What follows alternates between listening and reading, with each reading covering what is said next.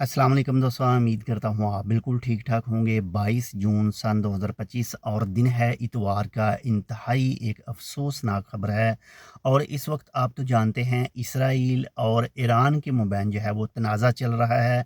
शदीद किस्म के जो एक दूसरे के ऊपर हैं वो हमले हो रहे हैं।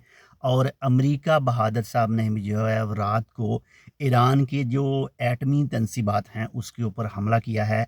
और वो भी एक ऐसे बम से जो ज़मीन के अंदर तकरीबन 98 से 100 मीटर तक ज़मीन के अंदर जाके उसके बाद में पड़ता है।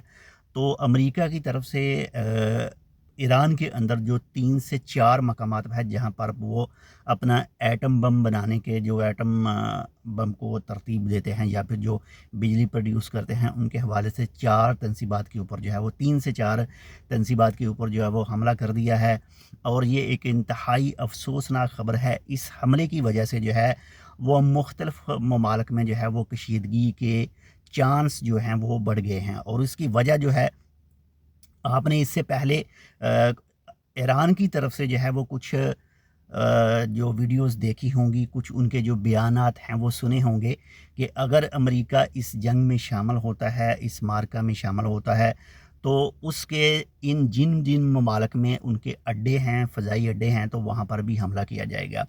बाकी अभी तक जो है वो ईरान की तरफ से कोई जवाबी कार्रवाई का कुछ भी सामने नहीं आ सका है। लेकिन ईरान की तरफ से कहा गया है कि उसकी एटमी तनसीबात जो हैं वो बिल्कुल महफूज हैं।